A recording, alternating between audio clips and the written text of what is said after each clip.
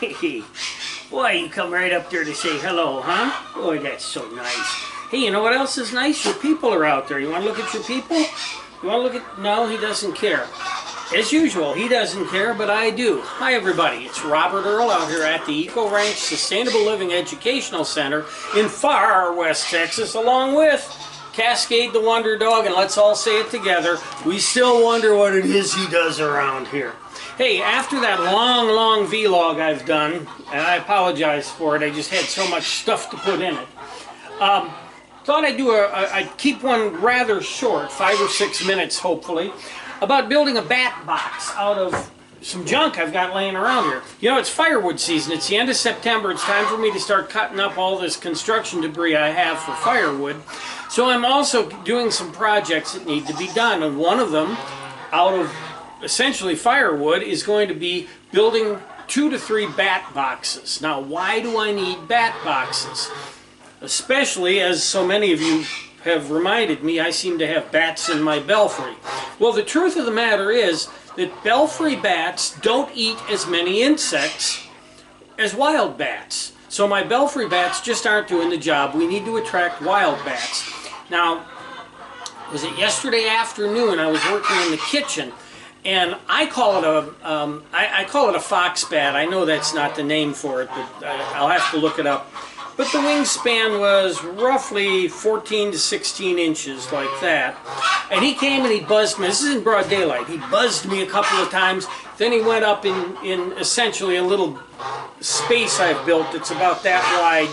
It's a U-shape out of wood. And he went up in there for the night. How many are living there, I don't know, because I'm not there usually when they come out at night, or I'd see how many they have. But the fact of the matter is, we know he's staying there, and lately all I've seen have been bats out here when I come outside at night, because, you know, I'm older, I gotta go to the bathroom several times a night. So I come out and I'm buzzed non-stop by bats. Now these are more of the smaller ones, maybe with that wingspan, so there's 2 varieties that come here. But we do have to build a bat box to attract them and keep the insect population down. And they do an excellent job of that. But as I said, belfry bats don't. So the bats in my belfry, they're not eating a lot of mosquitoes and flies. We need the other bats for that. So what I'm going to do is, I've got these 2 2x4s that they weren't doing much of anything for a long time. They were just out there. And I have this piece of 3/4 inch plywood that's been rode hard and put up wet, seen better days. So we're going to cut it down. I'm going to attempt to build 3 2-foot by 2-foot bat boxes, because there are a lot of bats out here. There really are. I'm going to attempt to build that, and I'll show you some of the steps along the way. So step number 1 is going to be to cut this 8-foot, and it's not quite 8 feet. But it's going to be to cut this piece of plywood down into 2-foot sections, and then the last section we'll see what I can do with it. Cut it into 2-foot sections, and then I'm going to have to do some other designing, and I'll show you as I go along the way.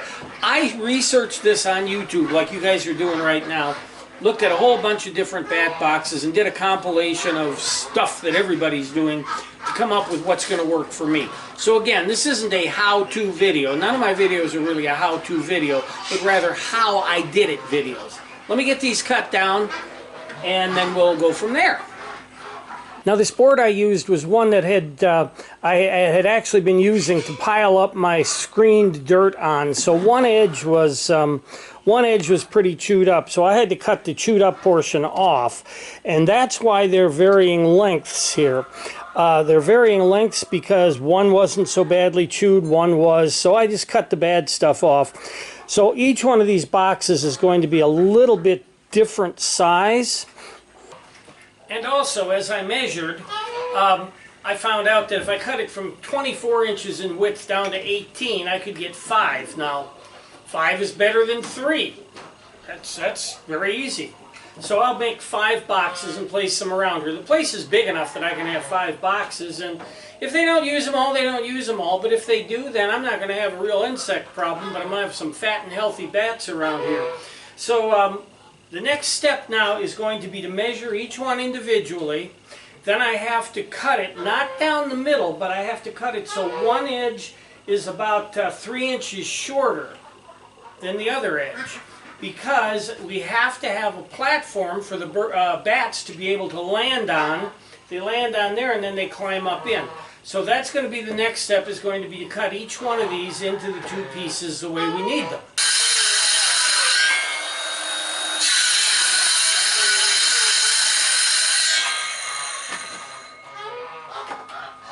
Hey, now one important thing that you have to know is that little tiny bat feet. You know, bats are really nothing more than flying mice or flying rats, or flying foxes for that matter. One thing you have to remember is that the little tiny bat feet need something to cling to. So what I just finished up doing was cutting little grooves. Now these grooves are, well, between a 1/16 and an 1/8 of an inch deep in the backboard. So this is the backboard. This is a board that they will climb up and cling to while they sleep. So just to give you a little picture, and I'll show you better when it's finished. But to give you a little picture, you've got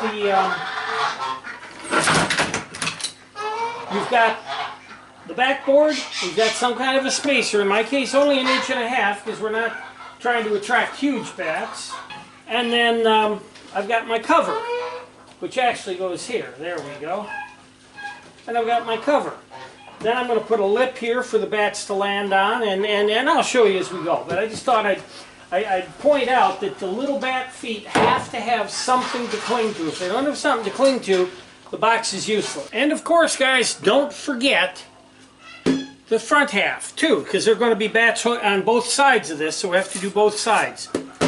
Well, it's really a simple build. If you remember, just you have to cut the toe grooves on the inside so that they can climb up and down. Now what I also did, I attached a bottom plate so they can land on it. Now you can fancy this all up. You can put a lip here and you can route it nice. You can do all the things you want, and that's what a lot of the folks that did the videos on bat boxes are doing. I don't have a problem with that, but if you're like me and you really have trouble pounding nails straight end to end, I just thought I'd show an easy way to give you a nice bat house. So we've got the bottom. I'm going to take and attach the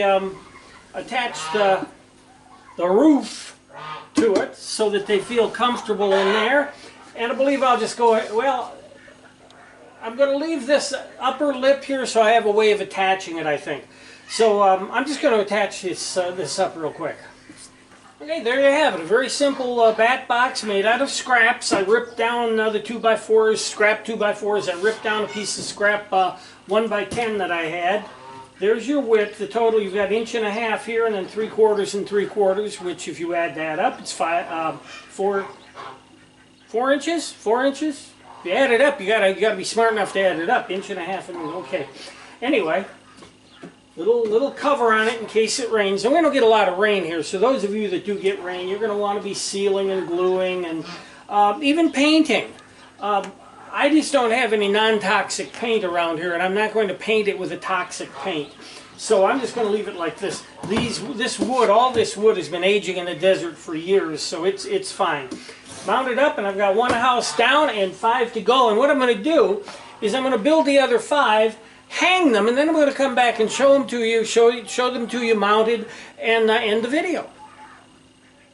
Well, here you go, 4 bat boxes. I decided to make 4, not 5, because when I was looking at the material, even though it's scrap material, I could use that scrap somewhere else, maybe. So 4 is enough. Trust me, 4 will hold, God, according to what I heard, they might hold as many as 500 bats. So we're okay here. Each one's a little different because as I said earlier, the dimensions were a little different.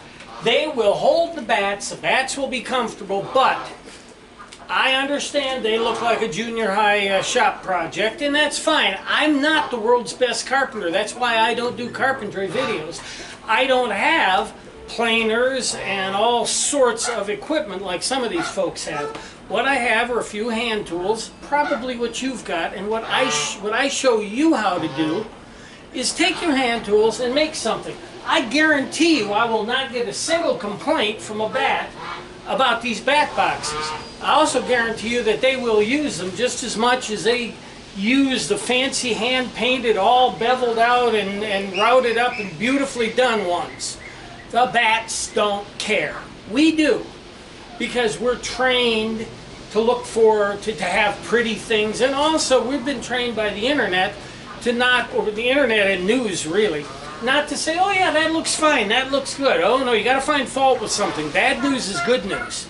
So, we're ready. I'm going to put them up and then I'll end this thing, but I'm going to say one more thing about the quality.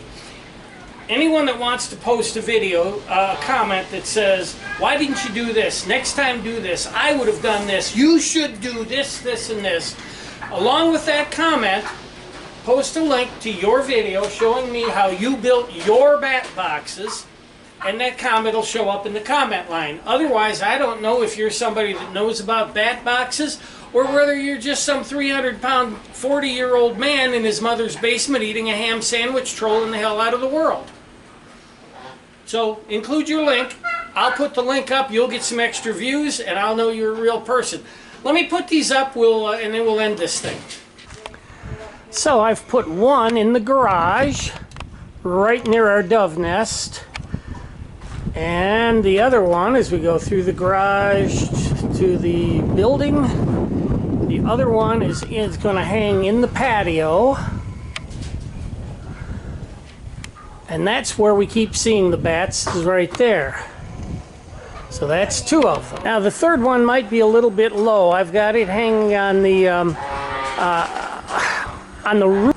The third one I've hung here on the little bit low, so I don't know if they'll actually use it. And it's right here within a few feet of the poultry yard.